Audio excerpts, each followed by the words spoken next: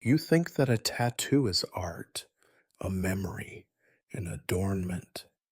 You are mistaken. In a tribe where your hand grips a bone needle, every line is a sentence, every dot is a price that must be paid. You are not a creator. You are the one who marks the flesh of others for spirits, for death, for pain.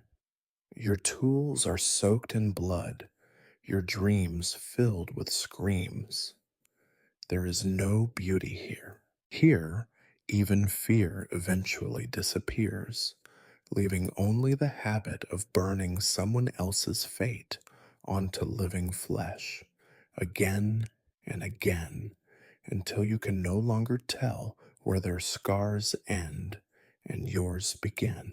But before we begin, please like this video and subscribe to the channel, and let me know in the comments which city you are watching from and what time it is where you are. It is really interesting to see who has joined us. Now get comfortable. We are about to begin. You wake up to the smell of rotting skin again. It seeps through the tightly woven animal skins that form the walls of your dwelling, mixed with the dampness of night sweat and the soot of last night's fire. The air is heavy, and your breath feels like it has to push through layers of invisible mold. The stench is not foreign to you.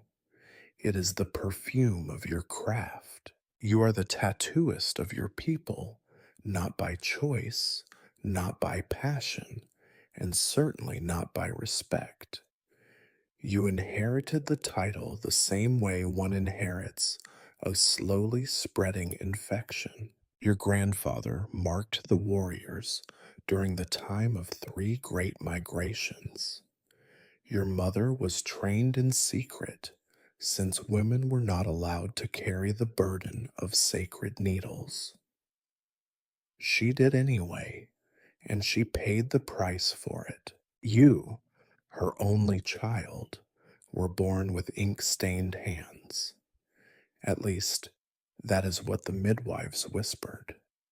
There are no brushes or clean needles in your work. Your instruments are crude and living, needles carved from bird bone or porcupine quill, ink made from the soot of burned pine, mashed charcoal, and the rendered fat of fallen animals. You store your tools in a pouch made from the skin of a fox that had died by its own tangled leg trap. Its face still stares at you each morning, stitched into a silent scream. You crawl from under your furs. Your knees crack as you move. You are not old, not yet, but the work makes you feel ancient. Your back is stiff, your fingertips sore and rough from holding bone too tightly and too long. You have no apprentice. No one wants to learn what you do. No one wants your hands touching theirs for any longer than it takes to finish the mark. You start your day by checking the fire pit for embers, tossing dried grass on the red coals, and coaxing flame with your breath. You heat water in a blackened pot and wash your tools with a scrap of cloth soaked in ash and salt. There is no real sanitation. Infection is a coin you toss with each tattoo. You lose more than you win. Outside, the village is already stirring. Chickens cluck and scratch in the dirt near the smokehouses. Children laugh without care, unaware of the slow rot at the edge of everything. You are not invited into the laughter. You are not a beloved elder or revered medicine figure. You are tolerated the way one tolerates the latrine, necessary, foul, better left behind closed skins. A boy, no older than 13 summers, waits near your tent. You do not remember his name. You rarely do. Names come and go, but the scars last. He has been sent for his first mark. He says nothing. They rarely do. He sits on the earth without meeting your eyes. His shoulder is bare. His chest is shaking slightly. Whether from cold or fear, you cannot say, and it does not matter. You clean his skin with stale urine as you were taught. The ammonia stings and cleans just enough. You whisper the chant, not because you believe in it, but because not whispering it might bring more blame than infection would. The boy does not move as you begin. That is worse than crying. The silent ones break later. You drive the bone into his skin again and again. It takes hours. You do not stop for food or water. You have learned that hunger is easier to endure than the screams of your own conscience. You mark the sacred pattern, the river lines of the hunt. A twisted spiral at the shoulder, three jagged lines down the bicep, a burning ring near the elbow. Each shape has meaning. You do not remember all of them anymore. The old meanings fade like the ink after seasons in the sun. Now they are just shapes. When you are done, the boy still does not speak. He pulls his tunic over his wound and walks away. No thank you, no words, but you were not expecting any. He will come back one day for the next mark, if he survives long enough to earn it. You clean your tools again, more out of ritual than hygiene.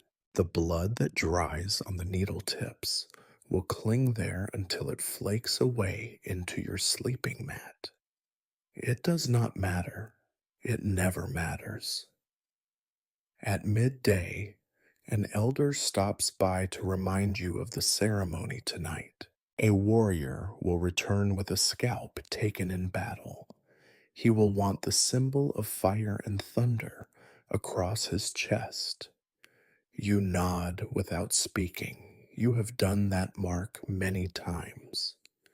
It takes nearly 3 hours and breaks most men before you are done. You do not care. You will do it again. You will do it tomorrow. You will do it until your hands give out. The elder leaves without looking into your eyes. They never do. They all fear what you carry: disease, spirits, pain, as if pain could be caught like a cough. You spend the afternoon sharpening your tools on a flat stone near the stream. Children passing by cross to the other side. Some spit, some whisper. One throws a small rock that misses your shoulder by an arm's length.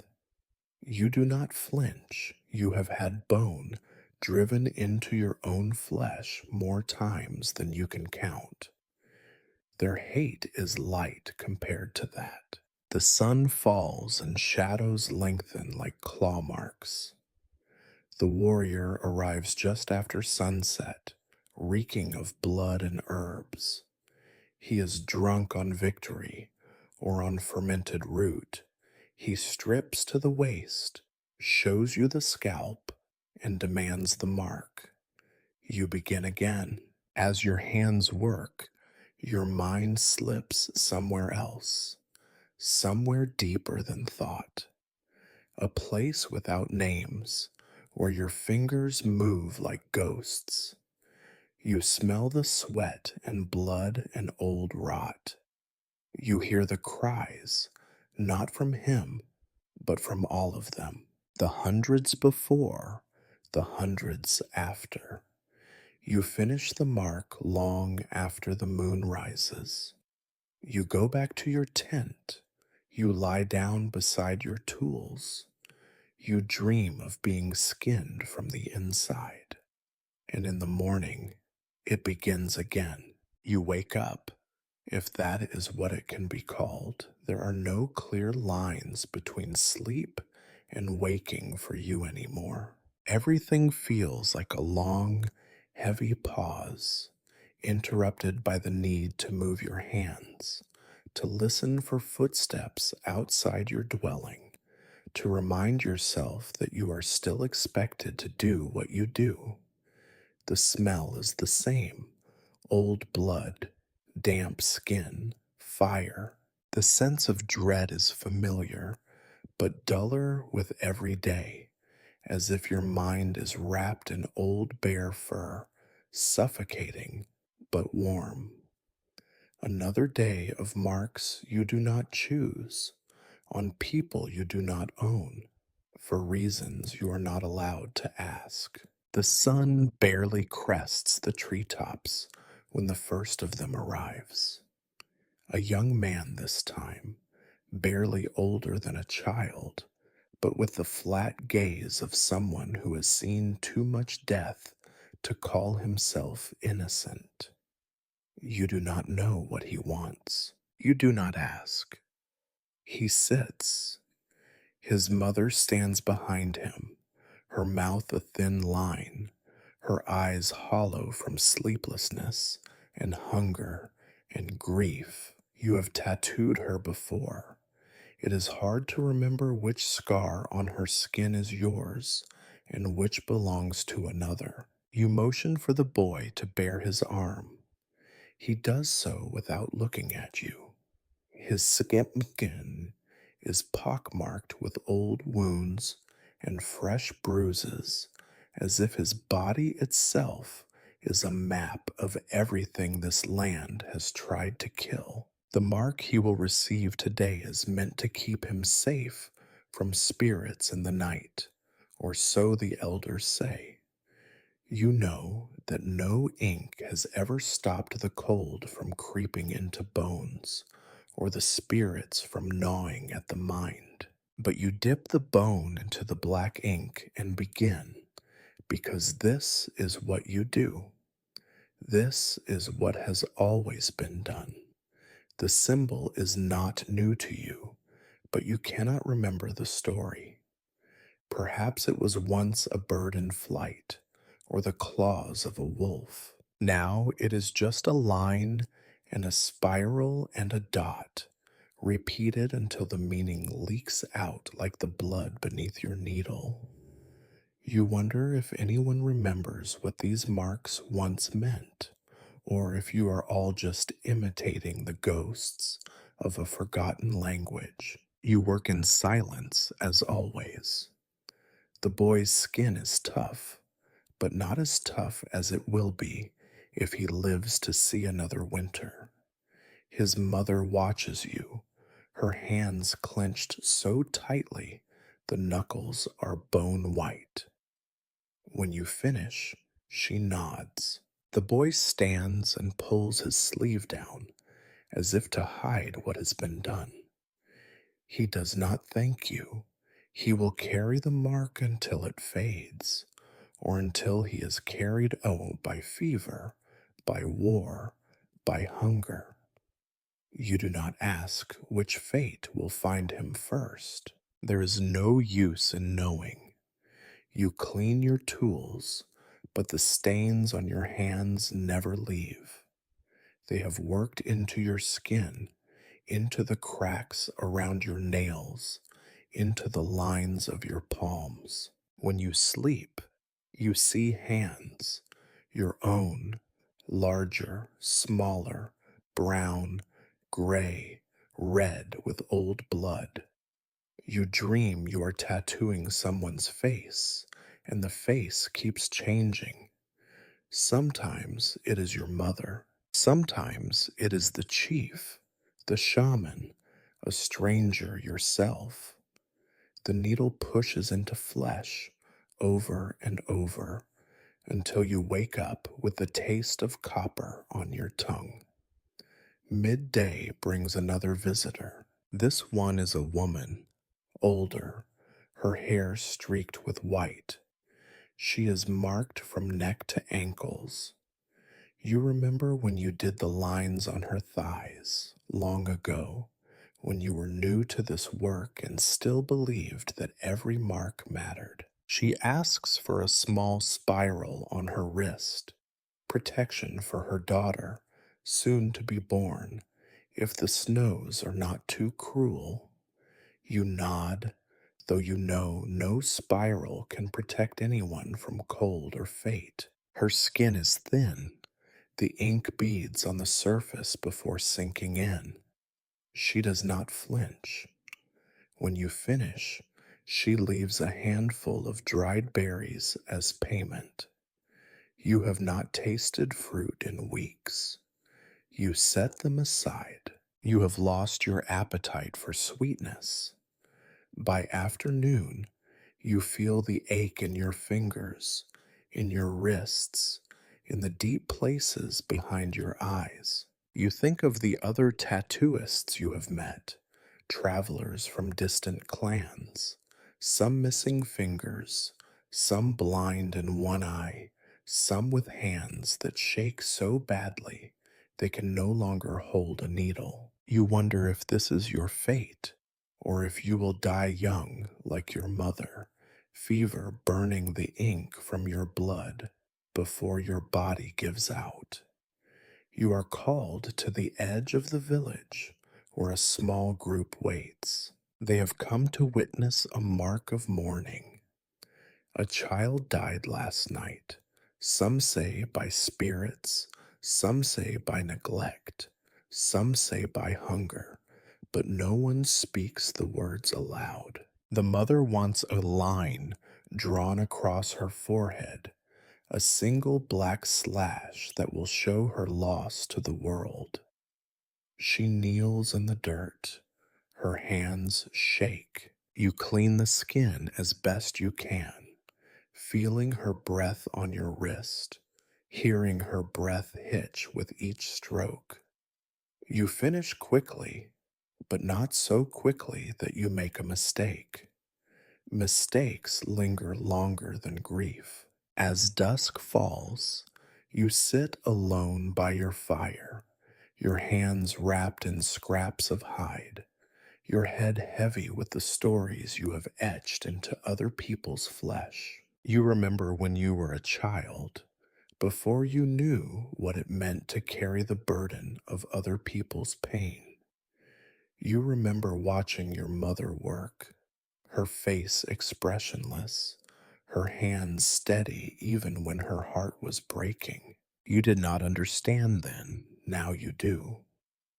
The children run past your tent, chasing each other with sticks, their laughter sharp and bright in the gloom. You hear them whisper your name, the name no one uses unless they want something from you. You know what they say, that you are not quite alive, not quite dead, that your soul is stained with the ink you use on others. You cannot argue with them. You do not try. Night falls, and you clean your tools again, though you know it makes little difference. Infection is everywhere, on your skin, in your blood, in the words left unsaid around the fire. You lie down, your body curled around your pouch of needles, and listen to the sounds of the village. Someone is crying. Someone is singing. Someone is telling a story you have heard before, a story about heroes and monsters and the meaning of the old marks. You close your eyes. You see the symbols you have drawn today, hovering in the darkness behind your eyelids. Lines and dots and spirals, their meanings as lost to you as your own childhood. You wonder if anyone will remember who made these marks, or if your work will be swallowed by the silence, forgotten before the flesh has even rotted from the bone. You sleep, if that is what it can be called. In the morning, you will begin again. The sky is gray, neither day nor night, when you wake. You are not sure if you slept or simply stopped thinking for a while. The animal skins that make your walls are cold to the touch, and the air in your lungs is heavy with damp. You reach for your tools, not out of hope, but out of duty. They are always beside you. You could count your days by the number of times your fingers brush those pouches of bone and hide. You step outside and see the outline of the burial mound near the edge of the village. It was not there yesterday. The ground is fresh, the earth disturbed, a crooked stake marking the place where a child was buried last night. You remember the line you inked on the mother's forehead just a few days ago. You remember the trembling of her hands, the way her eyes had already gone dull. You wonder if she blames you, even as you know that blame is pointless. The marks you make do not protect anyone from death. If anything, they seem to bring it closer. You are not alone in this knowledge. The others look away from you as you pass. Some murmur a greeting, as tradition demands, but their voices are thin and lifeless. No one asks how you are. No one wants to know. You are the one who marks the dying, who draws lines between this world and the next. You are a reminder that flesh is weak and life is not promised. You hear them talk when they think you are not listening. They say the tattooist's mark is a warning to the spirits or a curse that draws sickness. They say you are cursed or worse, that you are immune to suffering because you are so close to it. You know these things are not true. If you were immune, your heart would not feel like rotting meat in your chest. If you were blessed, your hands would not ache, and your sleep would not be filled with the faces of the dead. A boy, newly marked just last week, is carried through the village in the arms of his father.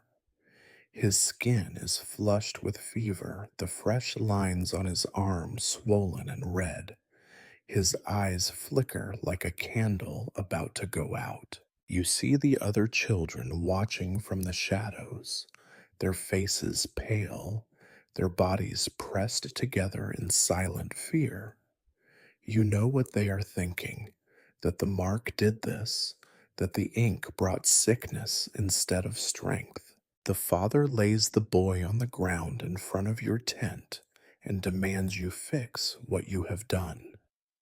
His words are harsh, spit flying from his mouth as he accuses you of poisoning his son, of inviting evil spirits with your ink. You have heard these accusations before.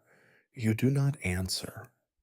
Instead, you kneel beside the boy and see that the wound is festering, the edges of the tattoo black and slick with pus.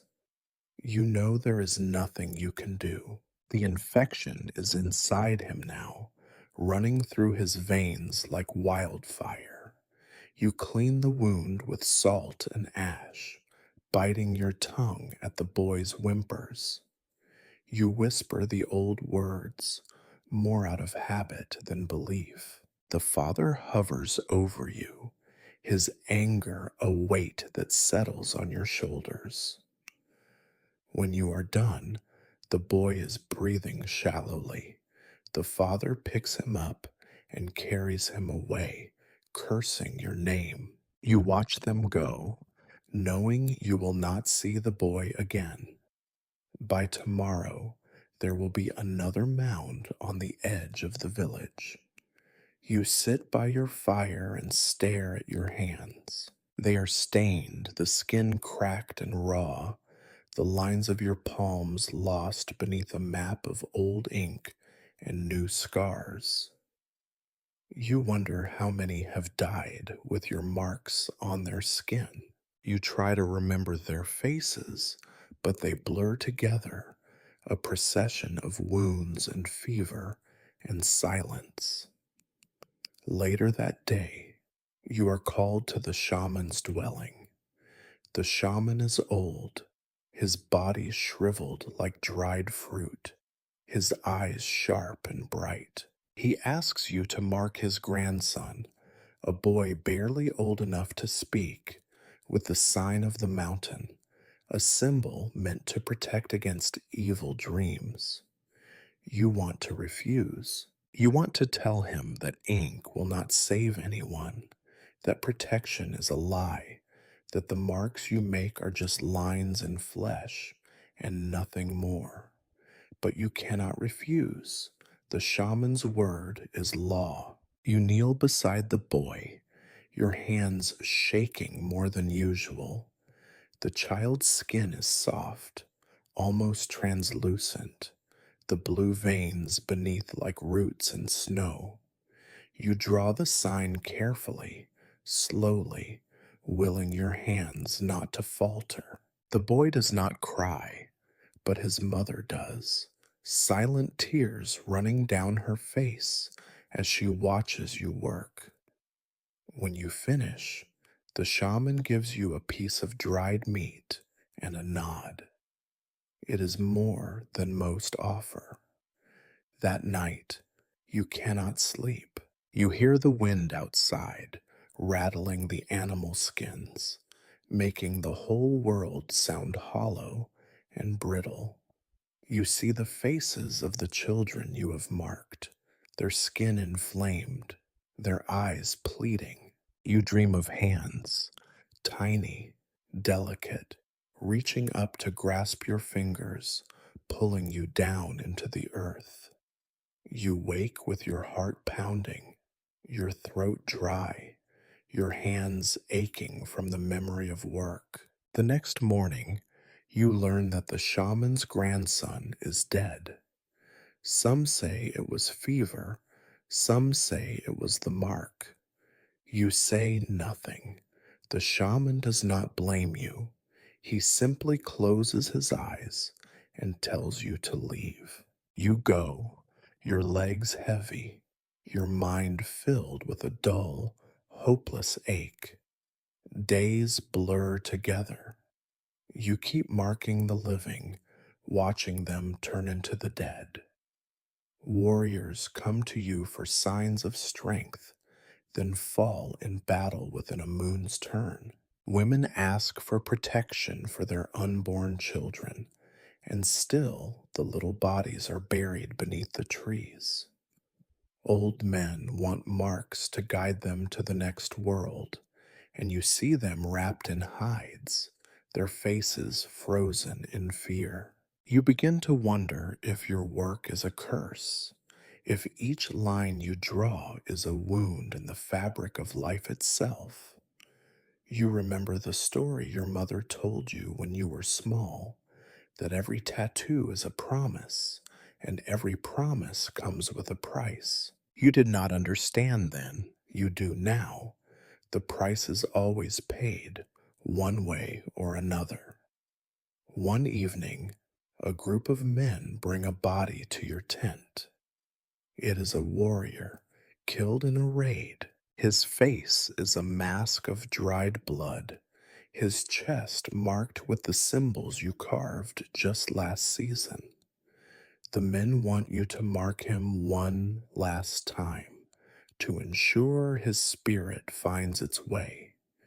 You do as they ask, drawing the sign of the river across his brow. His skin is cold, the ink pooling on the surface before sinking in. You finish quickly, your hands numb, your mind elsewhere. When the men leave, you sit alone in the darkness, the fire dying at your feet. You listen to the wind and the distant cries of the morning. You close your eyes and see the marks you have made, lines and spirals, dots and circles, all leading to the same place. You wonder if you are guiding your people or if you are only marking them for death. You dream that night of endless bodies, all covered in your marks, walking into the river and disappearing beneath the water. You reach out to stop them, but your hands are heavy, your voice lost. You wake with tears on your face, your body cold and stiff. You clean your tools as the sun rises, knowing you will use them again before the day is done.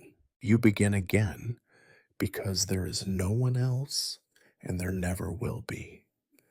You wake before the sun rises. This morning, the village is quiet in a way that tells you something is wrong. There are no shouts from the children, who sometimes forget to be afraid of you. There is no smoke curling from the cooking fires. Instead, you hear whispers, too low to understand, too anxious to ignore. You stay in your hut longer than usual, rubbing your cracked hands together for warmth, as if that could protect you from the day ahead. Soon enough, they come for you. Two men, faces hard and set, stand at your doorway. They do not look you in the eye. They tell you to bring your tools. There is no explanation. None is needed. You have seen this fear before. You gather your pouch, careful with the bone needles and the pots of black old ink. You follow them through the silent paths of the village, your footsteps swallowed by the mud and the dread. At the center of the village, a small crowd has gathered. In the middle, bound and kneeling, is a stranger, a man from the neighboring tribe, the enemy. His wrists are lashed with strips of sinew, his head bowed, his hair tangled and caked with blood.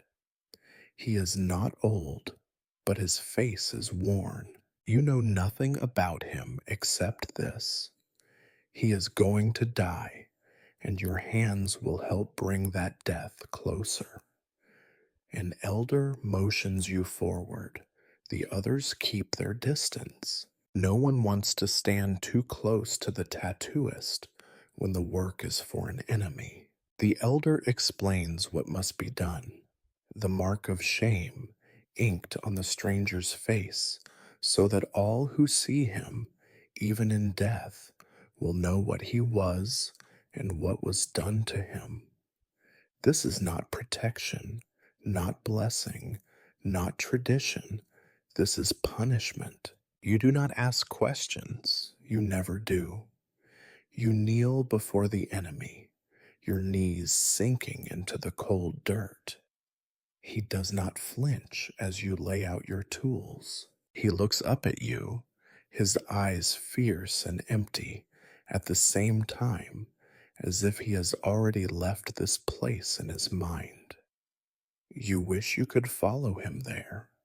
The others press closer, holding their breath as you dip your needle into the ink. The elder wants the mark to be large, impossible to miss, a jagged line across the forehead, circles under each eye, a slash along the cheekbone, symbols twisted from those meant to bring honor.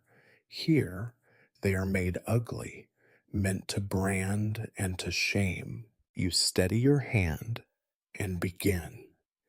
The enemy's skin is cold and unwashed, but it is no different from any other you have marked. Blood wells up at the first prick of the bone.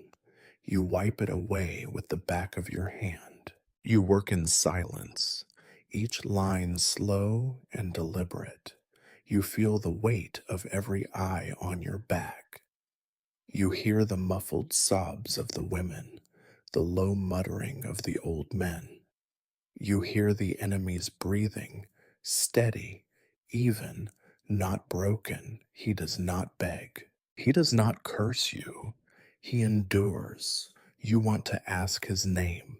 You want to tell him that you are sorry, that this is not the first time your hands have ruined a life.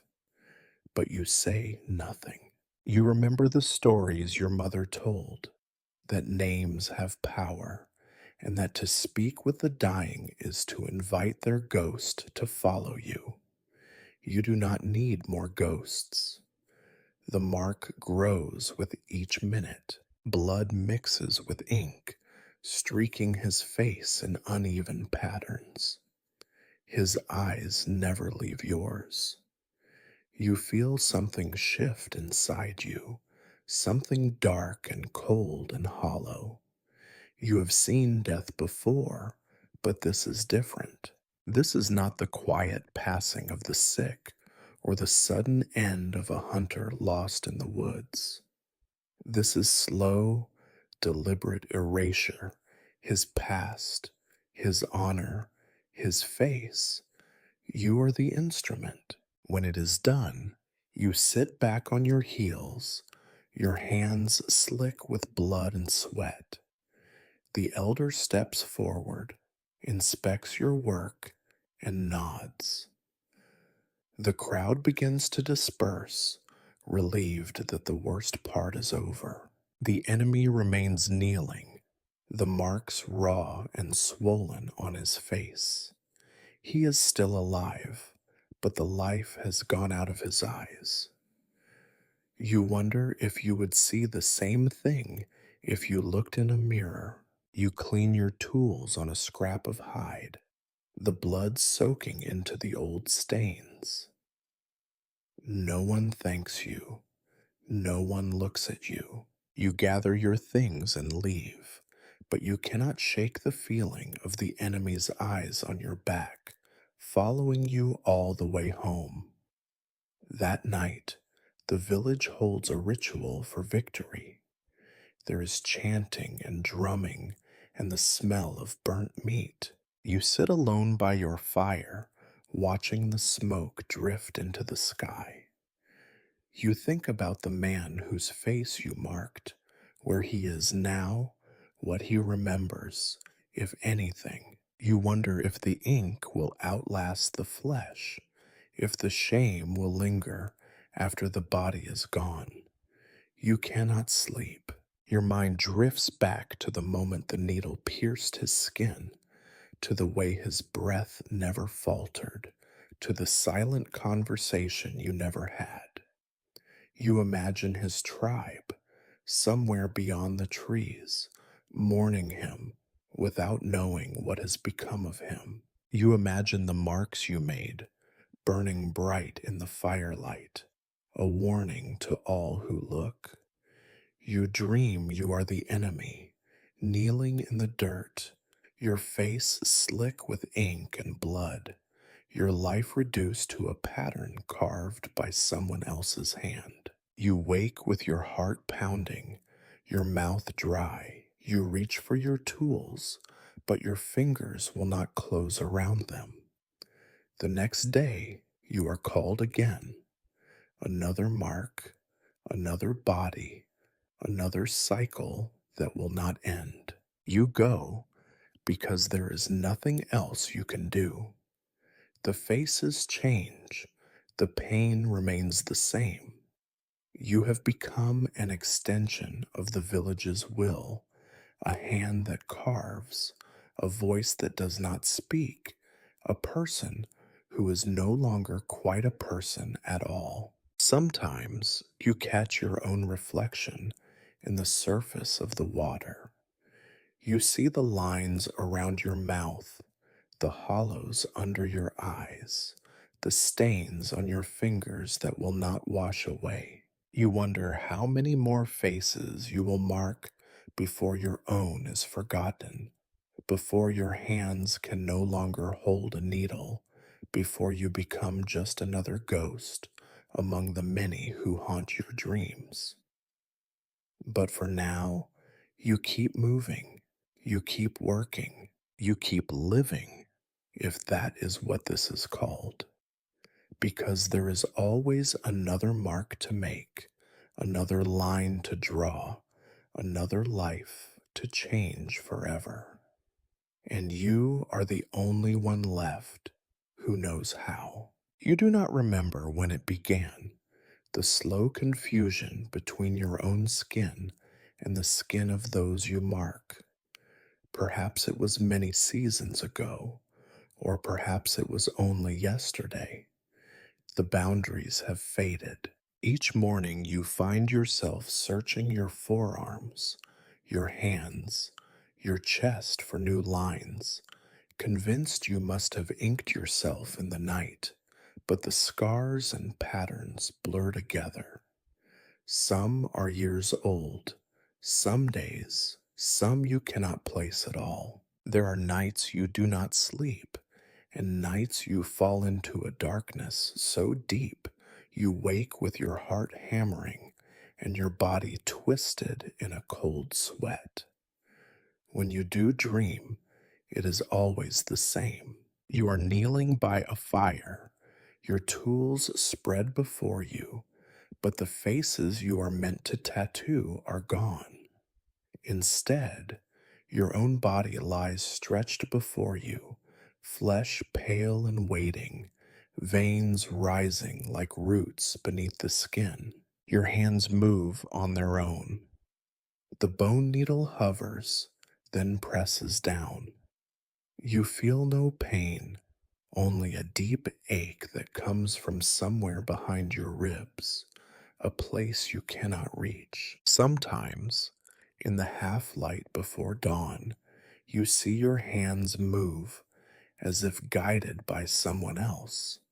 You watch them trace invisible lines in the air, repeating the same gestures you have performed 1,000 times, 1,000 lives. Your fingers twitch and curl, your nails dig into your palms.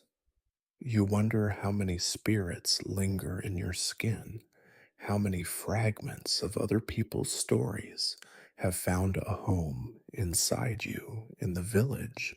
You have become a shadow. Children no longer chase each other near your tent. The old women gather their skirts when they see you coming.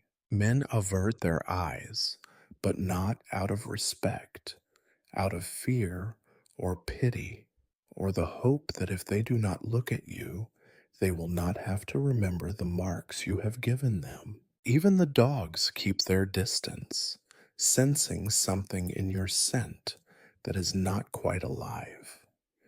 You move through your days like a ghost, answering summons, tending wounds, marking the living and the dying alike. Each face is a blur, each story half forgotten. Sometimes, when you are alone by your fire, you try to recall the names of those you have tattooed, but the list grows shorter every time. You remember the patterns, the river for the hunters, the spiral for the lost, the jagged lines of shame for the enemy, but the faces behind them are swallowed by time. You begin to wonder if you are erasing the people you mark, if each line you draw is a small act of forgetting. One night, during the height of the rains, you are awakened by a pounding on your door. You rise, body aching, and open the flap to find a woman standing in the storm, soaked to the bone, her eyes wide with terror. Her son is sick, she says, feverish, and she begs you to come. You gather your things without thinking, your tools a familiar weight at your side. The boy is young, too young for a mark, you think, but there is no time for protest. His breath rattles in his chest, his skin burns with fever. His mother kneels beside him, her hands twisting in her lap. She pleads for you to do something, anything, to save him. You know you cannot. You know the ink cannot cure what sickness brings. But you dip your needle, you press the spiral of protection into his shoulder, whispering the words your mother taught you, words that taste of ashes and old grief. The boy does not wake. By morning, he is gone. The mother thanks you anyway, but her voice is hollow. You leave their hut and walk into the rain, letting it wash the blood and ink from your hands, though nothing ever truly comes clean. You stop eating, mostly, the berries, the dried meat, the gifts left at your door. None of it tempts you. Your stomach is a knot of hunger and sickness. You take to wandering the edge of the village, watching the seasons change, watching the trees shed their leaves, watching the children you marked last spring disappear one by one into the cold earth. Sometimes you think about leaving, walking into the forest, vanishing into the mountains, finding a place where no one knows your name, where you can let your hands rest and your mind empty out. But you never do. Something keeps you here. Duty, maybe, habit, or perhaps the simple knowledge that pain will follow you no matter how far you go. As the days pass, your dreams grow stranger. You see yourself standing before a council of ancestors, their bodies covered in ancient marks, their eyes dark and endless. They ask you why you keep drawing the same lines, why you carry the pain of so many on your own skin. You have no answer. Your tongue is heavy, thick with silence. The ancestors shake their heads. They turn away. You wake with tears on your cheeks and the taste of iron in your mouth. One evening, as the sun dies behind the trees, you find yourself sitting by the river, your feet in the cold water, your tools in your lap. You pull up your sleeve and stare at the blank patch of skin near your wrist. You wonder what you would mark there if you could. A line for each person you could not save, a spiral for every lost name, a circle for each memory that has slipped away. Your hand trembles as you lift the needle, but you do not press it into your skin. Instead, you let the water take it, watch it sink beneath the surface, disappearing into the mud. For the first time in many seasons, you do not feel the urge to mark yourself. You sit in the fading light, listening to the river, feeling the emptiness inside you settle like dust. You return to the village in darkness. No one is waiting for you. No one calls your name. You lie down in your hut, wrapped in old furs, and close your eyes. You do not dream. In the morning, you wake and find your hands still, your mind quiet, the urge to tattoo gone, at least for now. But you know the silence will not last. There will always be another mark, another body, another life you must change. You are the tattooist. The ink will run as long as you live, and perhaps long after. And so you begin again.